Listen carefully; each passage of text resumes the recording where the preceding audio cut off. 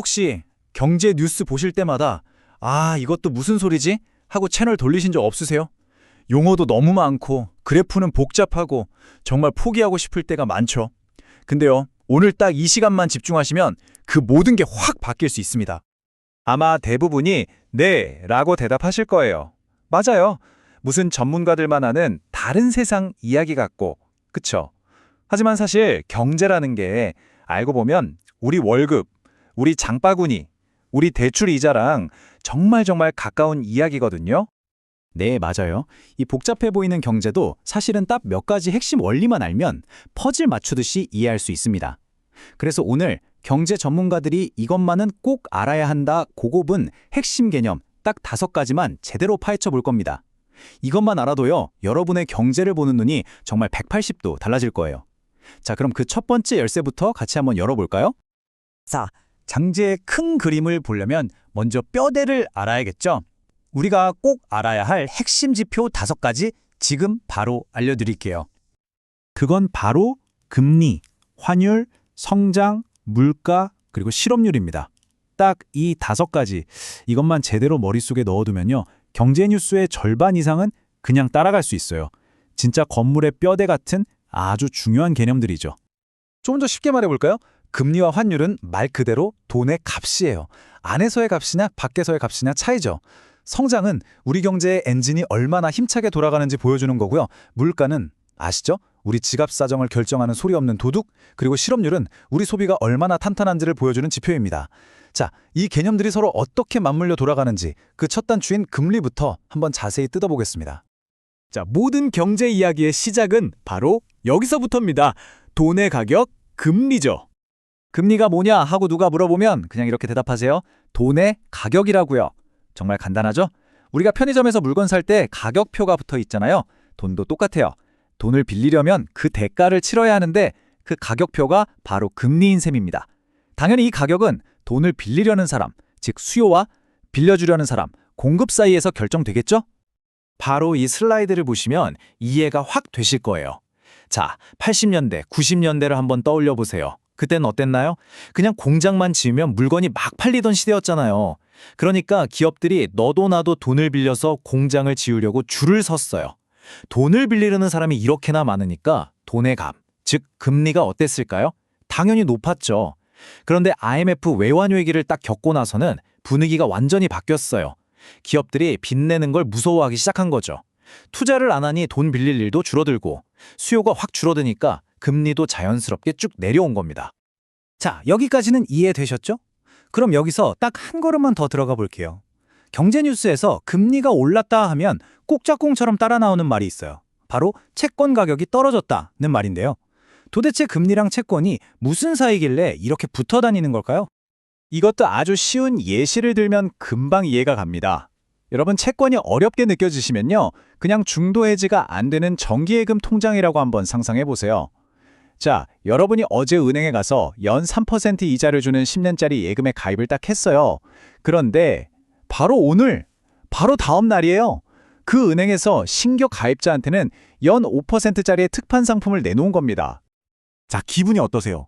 완전 속쓰리죠. 내가 가진 3%짜리 통장은 하루아침에 그냥 오징어가 된 거예요. 누가 이 통장을 제값 주고 사려고 할까요? 아무도 안 사겠죠? 오히려 값을 깎아줘야 겨우 팔릴 겁니다. 바로 이겁니다. 이게 핵심이에요. 시중의 금리가 오르면 내가 이미 가지고 있던 낮은 금리의 채권 가격은 떨어지는 겁니다. 반대로 생각하면 금리가 내리면 내 채권은 더 귀해지니까 가격이 오르겠죠.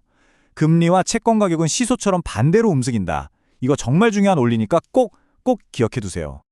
자, 다음은 우리 지갑 사정과 가장 직접적으로 연결된 이야기, 바로 물가입니다. 물가에는 아주 무서운 별명이 하나 있죠. 바로 소리 없는 도둑입니다. 왜 이런 별명이 붙었을까요? 요즘 마트나 시장 가시면 다들 비슷한 경험 하실 거예요. 별로 산 것도 없는데 왜 이렇게 많이 나왔지? 하면서 영수증 보고 깜짝 놀라잖아요. 과자 몇 개 집었는데 예전엔 10,000원이면 됐는데 이젠 2, 3만 원은 훌쩍 넘어가죠. 이게 바로 우리가 온몸으로 느끼는 물가 상승입니다. 다시 말해서 내 돈의 가치가 그만큼 뚝 떨어졌다는 뜻이기도 하고요. 그런데 여기서 진짜 많은 분들이 헷갈려 하시는 게 있어요. 바로 물가 수준과 물가 상승률의 차이입니다. 이 둘은 완전히 다른 개념이에요. 자, 아까 장바구니에 9만 원이 찍혔다고 했죠?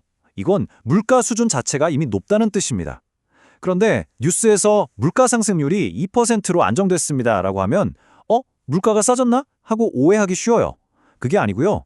이미 비싸진 그 9만 원에서 2%가 더 올랐다는 뜻입니다. 그러니까 오르는 속도가 조금 느려졌을 뿐이지 가격 자체가 내린 건 절대 아니라는 거죠. 이거 정말 중요합니다. 참고로 알아두시면 좋은 게 우리나라 중앙은행인 한국은행이 목표로 하는 물가 상승률이 바로 이 2% 정도입니다. 그래서 보통 이 2%를 기준으로 지금 물가가 안정적이구나 혹은 너무 과열되었구나 하고 판단하는 중요한 잣대로 쓰이는 거죠. 자, 이번에는 우리 경제의 엔진이 얼마나 잘 돌아가는지 보여주는 성장률과 경제의 건강 상태를 나타내는 실업률을 한 번에 묶어서 살펴볼게요. 이 둘은 보통 동전의 양면처럼 같이 움직이는 경향이 있거든요. 한번 생각해 보세요. 경제가 막 성장해요. 그럼 기업들은 돈을 잘 버니까 어떻게 할까요? 당연히 투자를 늘리고 공장도 더 짓고 사람도 더 뽑겠죠. 그럼 자연스럽게 일자리가 많아지고 실업률은 떨어집니다. 반대로 경제가 안 좋으면요. 기업들이 허리띠를 졸라매고 사람부터 줄이려고 하겠죠. 실업률이 올라갈 수밖에 없는 구조입니다. 그래서 정부가 항상 성장을 외치는 이유가 바로 여기에 있는 거예요. 적절한 성장을 통해서 실업률을 낮게 유지하려는 거죠. 자, 드디어 마지막 핵심 지표 환율입니다. 근데 이상하지 않으세요? 세상에는 엔화도 있고 유로화도 있고 위안화도 있는데 왜 경제 뉴스에서는 항상 킹달러니 달러 강세니 하면서 유독 미국 달러 이야기만 하는 걸까요? 그 이유가 뭘까요? 정답은 아주 간단합니다. 바로 빚 때문이에요. 빚. 전 세계 대부분의 국가와 기업들이 해외에서 돈을 빌릴 때 뭘로 빌릴까요? 네, 바로 달러로 빌립니다. 자, 그런데 전 세계적인 경제 위기가 빵 하고 터졌다고 상상해 보세요. 그럼 돈 빌려준 사람들이 가만히 있을까요?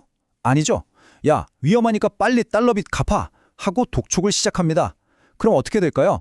빚진 모든 나라와 기업들이 빚을 갚으려고 너도 나도 달러를 구하러 시장에 뛰어들겠죠. 갑자기 모두가 달러를 사려고 하니까 수요가 폭발하면서 달러 값인 그야말로 하늘로 치솟게 되는 겁니다. 이게 바로 위기 때마다 달러가 강해지는 이유예요. 사실 이런 달러의 독점적인 지위 때문에 다른 나라 돈이 그 자리를 뺏기가 거의 불가능에 가깝습니다. 이걸 트리핀 딜레마라고 부르는데요. 쉽게 말해서 세계의 중심 통화가 되려면 믿음을 줘야 하는데 동시에 전 세계에 돈을 펑펑 공급하기 위해 적자를 봐야 하는 이런 모순적인 상황을 견뎌야 하거든요. 지금으로서는 미국 달러 말고는 이걸 감당할 수 있는 통화가 사실상 없는 거죠. 자, 이렇게 해서 경제를 보는 가장 중요한 5가지 창문, 금리부터 환율까지 모두 살펴봤습니다. 어떠세요? 좀 감이 잡히시나요? 하지만 듣기만 해서는 금방 잊어버리죠? 이제 이 지식을 완전히 내 것으로 만드는 진짜 공부법을 알려드릴 차례입니다. 전문가들이 공통적으로 추천하는 3가지 방법이 있어요. 첫째, 일단 매일 경제 뉴스를 보는 습관을 들이는 겁니다. 이해가 안 돼도 괜찮아요. 그냥 꾸준히 눈에 익히는 게 중요합니다. 둘째, 내가 오늘 배운 걸 누구한테 설명해 보는 거예요. 친구도 좋고 가족도 좋고 아니면 그냥 블로그에 짧게라도 써보세요.